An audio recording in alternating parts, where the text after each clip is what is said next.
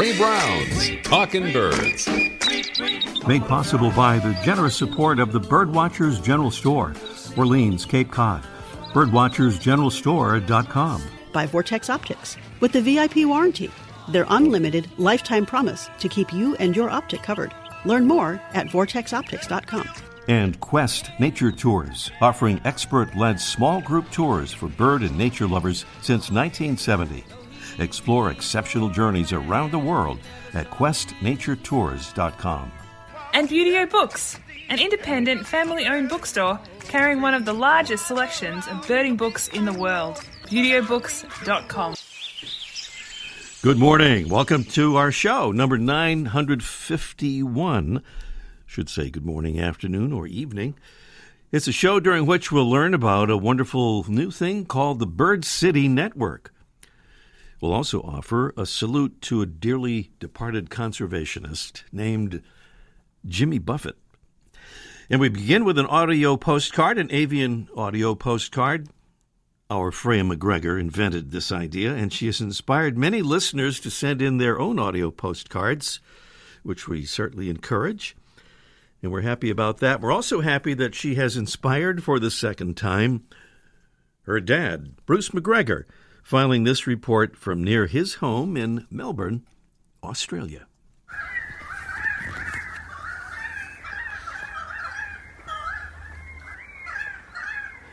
This is Bruce McGregor in the Dandenong Ranges east of Melbourne, listening to a cacophony of pied currawongs. They've been doing this calling for about 20 minutes.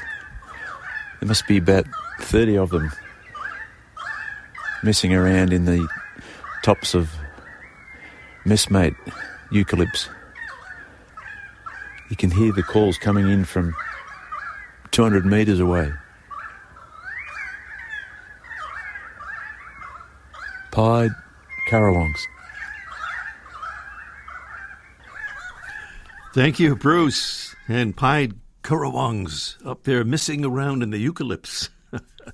A wonderful audio postcard there from just outside of Melbourne, Australia. By the way, reflecting back on Mary Comerford's and Chris Bensley's audio postcard from their puffin viewing visit to Maine that we listened to last week, we're pleased to pass along good news that Atlantic puffins have held their own this year in their climate change-challenged fight for survival. One of the problems for puffins is that warming ocean waters have reduced the numbers of the kinds of fish they need to feed their chicks.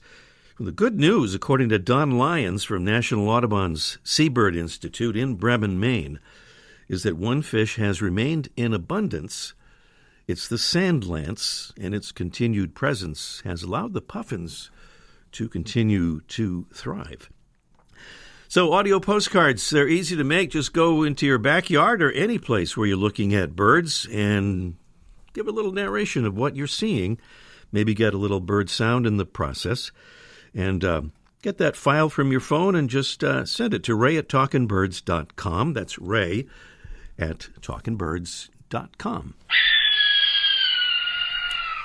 Should have given a warning about the sound of this mystery bird. Sorry about that. Not the most... Okay, that's enough, I think. It's our mystery bird, and this is a preview of our mystery bird contest a little bit later on in the show. Our mystery bird is a nocturnal predator with a white heart-shaped face, cinnamon and gray upper parts, and mostly white underparts. It's a bird that is one of the most widely distributed in the world, found on all continents except Antarctica and on many oceanic islands. It's a bird, as you've probably already figured out, has excellent low-light vision, can easily find prey at night by sight, and its ability to locate prey by sound alone is described as the best of any animal that has ever been tested.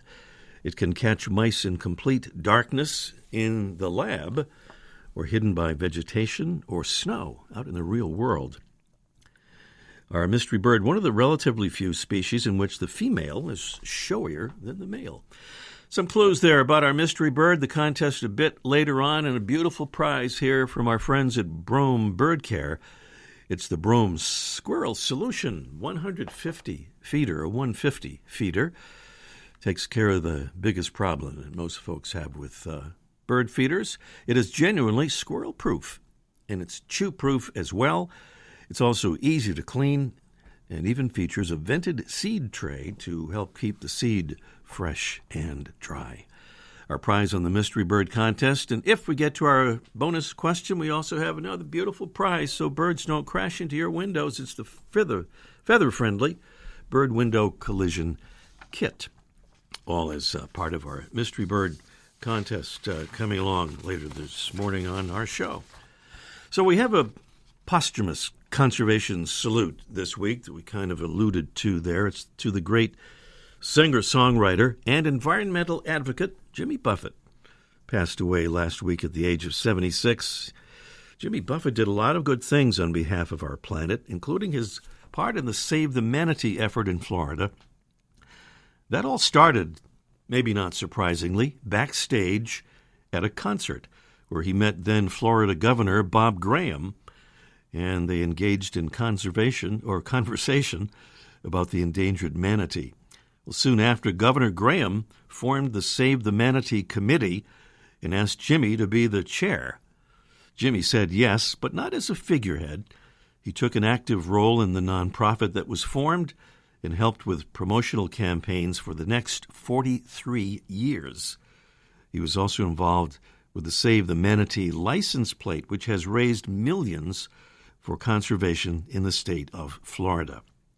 So a posthumous conservation salute to the great Jimmy Buffett.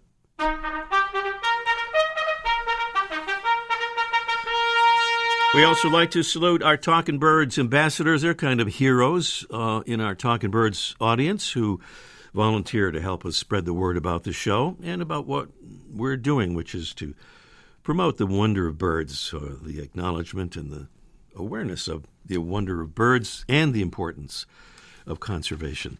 Thank you to Lawrence Tausch from Marcellus, Michigan. Lawrence says, I have a robin that comes every day for a bath, so I keep my water wiggler over to one side to give her room.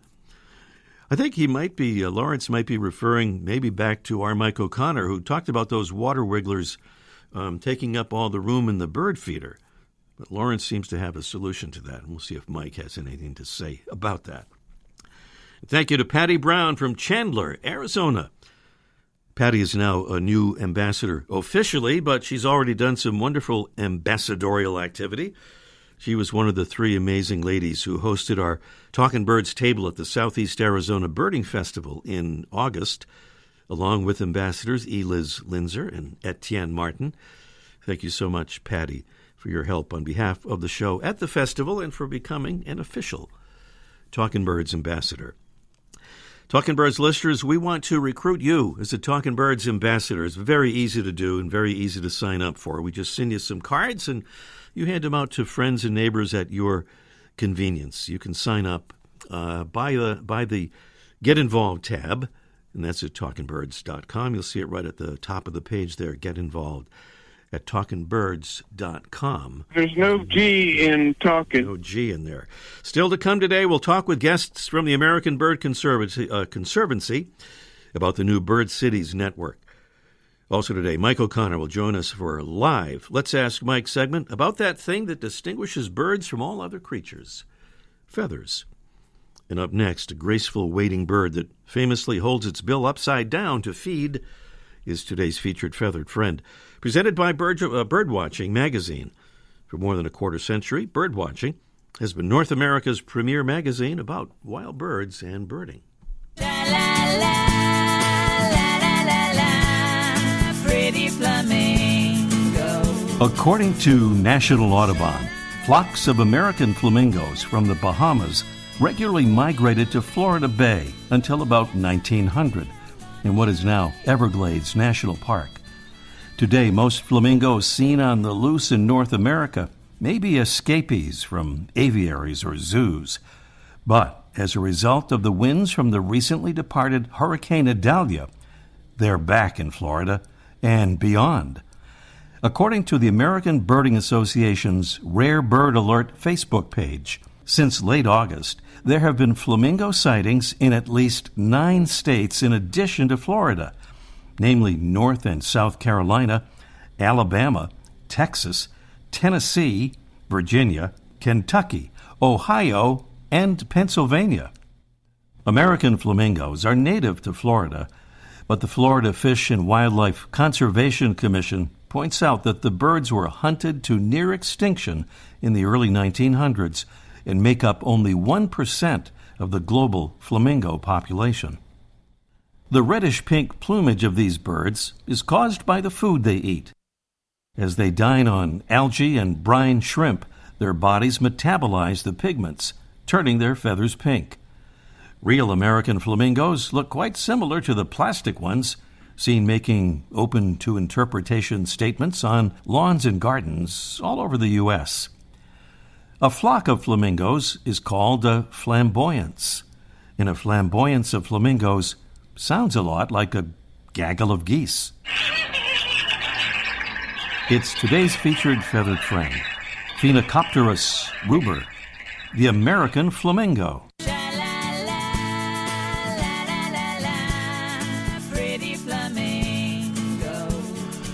Welcome again to our show, number 951. Brian Lenz holds an undergraduate degree from the University of Wisconsin, Master of Science degree in primate conservation from Oxford Brookes University, and an MA and PhD in physical anthropology from Tulane University. He birdwatched his way through primatology fieldwork in Belize, Brazil, Costa Rica, and Peru. Joined the American Bird Conservancy in 2018 after 4 years as chief scientist at Lake Michigan Bird Observatory and director of the Community Conservation Program at Bird City, Wisconsin. And he is the director of the Bird City Network. Joanna Eccles has been watching, studying, and working on behalf of birds all her life. She received her bachelor's degree in wildlife science at Cornell University and her master's degree in conservation biology at the University of Minnesota. She came to ABC with more than 30 years of experience training birds and presenting public programs at the Minnesota Zoo, working with the World Parrot Trust, the Raptor Center at the University of Minnesota, and Audubon, Minnesota, developing window collision and Bird City programs, and she is the Bird City Network Coordinator. Good morning, Brian and Joanna. Good morning.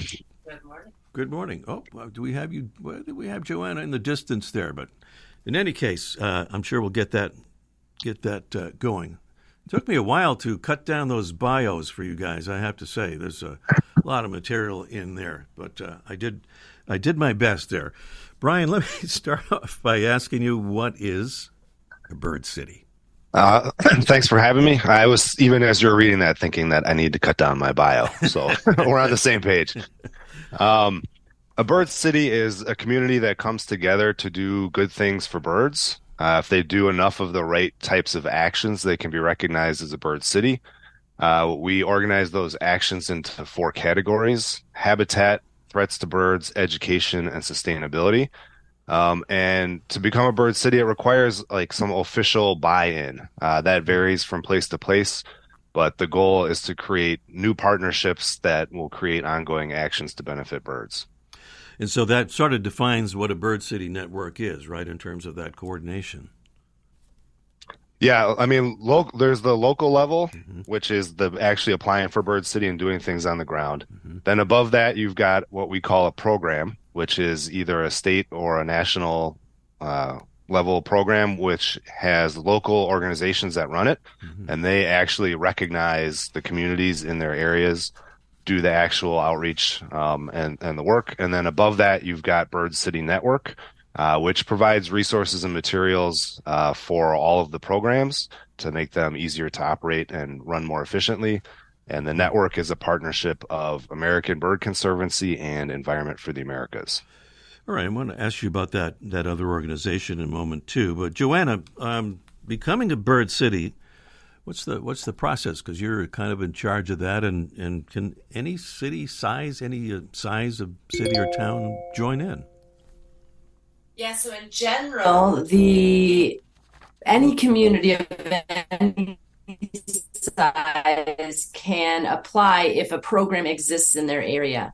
So most of them have created systems through which any size can be recognized. So some programs even have campuses that apply as bird Recording in cities. progress. So in that way, Bird City creates an entry point for almost any type of community who's interested to be recognized for their actions to make their communities healthier for birds and for people.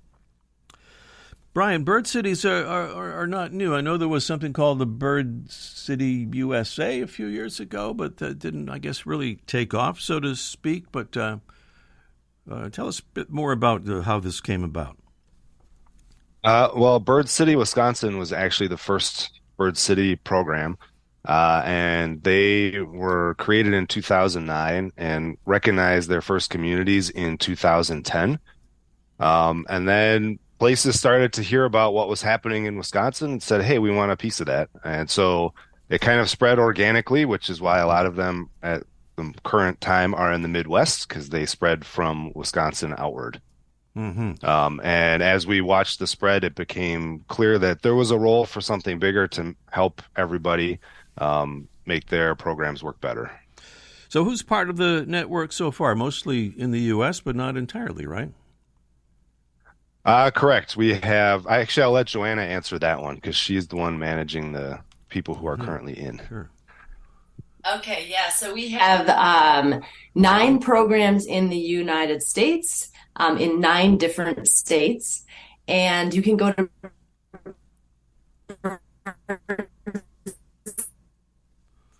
I think Joanna is saying birdcity.org, but she kind of froze up there a little bit, so we didn't quite get that. But let's see if we can get that going again.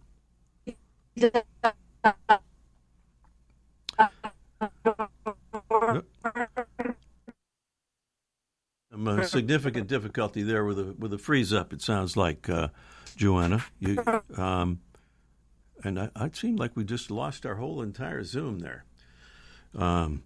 Okay, well that's all right because I think we got some good information there. Just a little technological challenge. That's all. Birdcity.org is what Joanna was leading to there, I think, and what we wanted to mention, and that's because all of the information that you could need if you are thinking about trying to get your city or town to join in. So it's birdcity.org, birdcity.org. It has all of the information. We certainly would like to encourage Talking Birds listeners everywhere and Talking Birds ambassadors certainly to encourage your town or city to at least consider taking part in Bird City, the Bird City Network. It is a terrific idea, and that goes for anywhere in the Americas, by the way. I don't know if Brian got to that point to mention that there are cities, or at least a city, in Mexico and in Colombia, as well as here in the U.S., already part of the network. So do check it out, birdcity.org. Meanwhile, here, it's our Mystery Bird Contest in just 1 minute. The flutter of a tail feather, the flash of a wing bar in mid-flight. You don't always have a lot of time to identify a bird in nature, let alone to appreciate its beauty. But with Vortex Optics, you'll have the power to bring every wild moment closer. When you choose Vortex, you're choosing to have a partner in the field as passionate about nature as you are.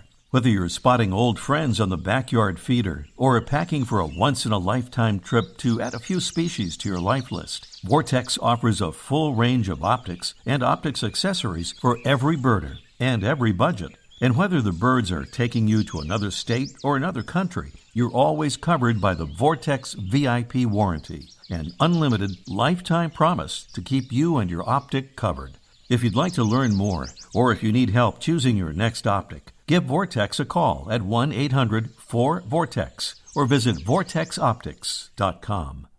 All right, this time I'm going to remember to give a little warning about the sound of our mystery bird because it's not the most beautiful sound and it's kind of scary. So if you wanted to turn your speaker down a little bit or your headphones down a little bit just to give a little warning, but here it is. Lowered the volume too.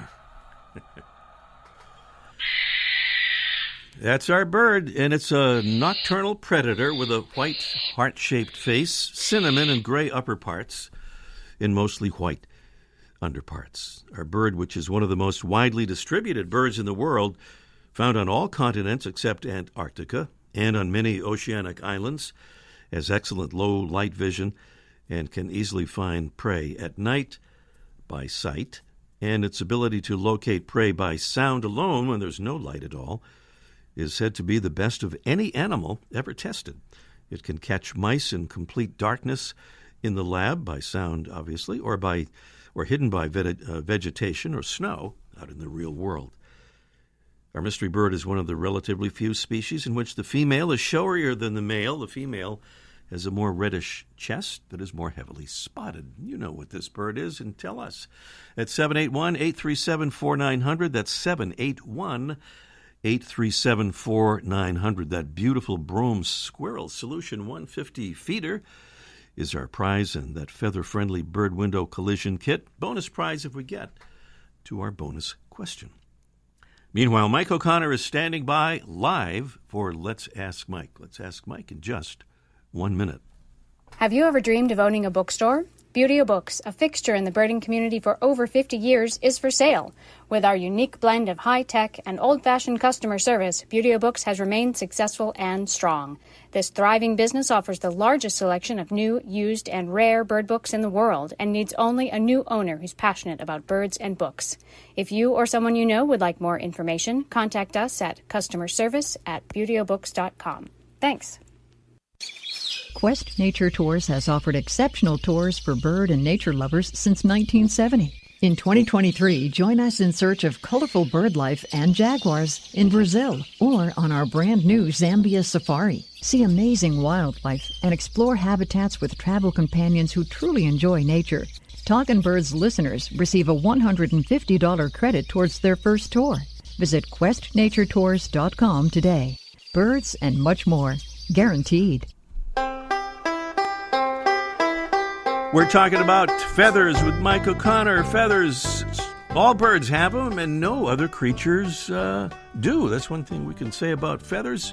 And I'd rather say that than talk about the wild turkey feather that I failed to identify out in the radio station parking lot here a couple of weeks ago. Good morning, Mike. I'm a little afraid, Ray, after hearing that call that you just played. I've been under the bed for the last 5 minutes since you played that. Yeah, that was a scary one. I really should have. That was a scary call. It was. Yeah. Yeah, well, you warned us, and I should have done what you said. I should have turned my radio down. Well, I didn't give the warning the first time, but I did the second time. Anyway, so. Anyways. What do you want to say? So, feathers, yeah, that's my least favorite thing. People ask me questions all the time, and I love questions. How to identify a bird from a photo? What sound is this? How do you keep ants off your feeders? It's just, I love answering questions, but I hate when they come in with the feathers. Oh, I hate the feathers. They're so hard. They're so hard and tricky, because each bird has thousands of feathers, and many birds have different plumages depending on the time of the year or the sex or the age. And so it's just a challenge, and everybody's disappointed when I can't tell them right away, and they want it to be some special rare thing. When I say, oh, yeah, it's probably a herring gull, and they go, oh, no. So, anyways, that's my wrap about that. The other thing I want to say about feathers is that it's, believe it or not, it's illegal to have them. Yeah. They're protected by law. Birds are protected by the Migration Treaty Act, and you can't have feathers. So the ones hanging in your mirror or hanging on your dream catcher, or even if you find it in your backyard or it floats down Forrest Gump style, you're not allowed to have it. So if you find a feather and you want to identify, grab your little phone and take as many pictures as you want. Take a lot of pictures. Sometimes put your foot down next to it so you get a sense of size. That's important. So, if it's a foot long, that's perfect. If it's 3 inches long, then you can base it on something next to it. And more importantly, pay attention to the location, because where the bird, you want to narrow it down to, what bird's more likely in that location. Lady sent me a wonderful black and white photo the other day, and I thought she lived on the beach, so I thought it looked like a willet. But I asked her later on where she found it, and she found it in Michigan or someplace where there's no willets. So we went with pileated woodpecker, which turned out to be correct. But if you do find a feather, and don't bring it in to me, if you want to do it on your own, there's a really good book, Stackpole book, puts out a book on feather IDs, and that's really good. Or you could go online to the Feather Atlas that Fish and Wildlife put out, and it'll ask you a series of questions the length where you found it, the color, and match it, and then eventually it'll come up with an alternative or some choices for you. Can't tell you exactly what it found. Yeah. And I found this guy online. I'll give him a shout out because I don't know who he is, but his name is Kawa, not Kawa. I don't know how to say his name. K-O-A-W, Nature, and he does this 20-minute YouTube video on feather identification using these tools that we just talked about. Very helpful. Explains how feathers are, different kinds of feathers, importance, and it's very simple, and I thought it was very helpful. So if you find a feather, either go to the book or just don't pick it up. All right. Or go to the Feather Atlas and watch this guy's video. It's pretty good. All right. And if I find another wild turkey feather, I'm definitely going to know what it is right away. yeah. You're welcome for that, Ray. Talk to you next week, Mike. All right. I'm going back under the bed. Okay. Talk to you later. Mike O'Connor here on Talking Birds, and we'll be back to the Mystery Bird Contest right after this. Every Wednesday, Birdwatching Magazine sends an e-newsletter full of information of interest to birdwatchers, including recent news stories about birds, conservation, and science, photography tips, stories about places to go birding, bird ID tips, and much more. Best of all, the newsletter is free. Sign up today at birdwatchingdaily.com/newsletter. Okay, what I'm going to do is I'm going to lower the sound even more on this mystery bird, just because it's the way it sounds a little. You want everybody's under their bed by now, I suppose. Anyway, but there it is. A nocturnal predator with a white heart-shaped face, cinnamon and gray upper parts, and mostly white underparts. That description is pretty, I think, definitive in identifying this bird, but we'll see. Erica is in Rochester, New York. Good morning, Erica. Good morning, Ray. How are you? Well, thank you. What's the nickname? I know they have a kind of a colorful nickname. Am I right for Rochester? We're commonly known as the Flower City. The Flower City. Which originally stems from the flour mills along the river, but has morphed into more of the Lilac City now from that sense, from a flower. Okay, the Lilac City. I like it. So you heard that scary bird and the clues about it, Erica. What do you think? My guess is a barn owl. Barn owl is absolutely right. A definitive answer, for sure. Okay, now we have a really silly bonus question here. Would you like to try it? Sure, why not? All right, why not?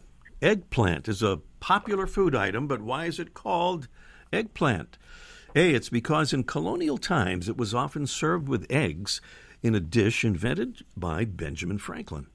B, it's because of its likeness to a swan's egg, as suggested by English botanist John Gerard.